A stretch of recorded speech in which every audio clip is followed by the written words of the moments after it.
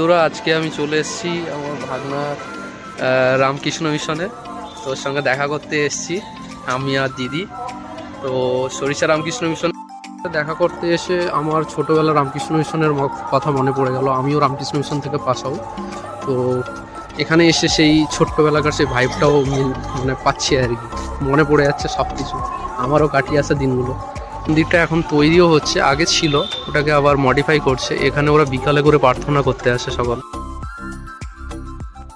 আর যেহেতু রবিবার ছিল, তো প্রত্যেকের বাবা মাও এসেছিলো ওদের সাথে দেখা করার জন্য। আর আমরা যখন হোস্টেলে থাকতাম আমরাও এরকম পত্রিকা ছবি সব বানাতাম, সেগুলো এখানে ওরা তুলে ধরেছে। যেহেতু আমিও কলকাতা থেকে গেছিলাম, তাই দিদি আমার আর ভাগনার জন্য কত খাবার নিয়ে এসেছিলো। আমরা তো খুব এনজয় করেই খেলাম দুজন। তো এর পুরো ভিডিওটা আমি কমেন্ট বক্সে লিঙ্কটা দিয়ে দেবো, আপনারা দেখবেন। সবাই ভালো থাকবেন, সুস্থ থাকবেন, দেখা হচ্ছে পরে।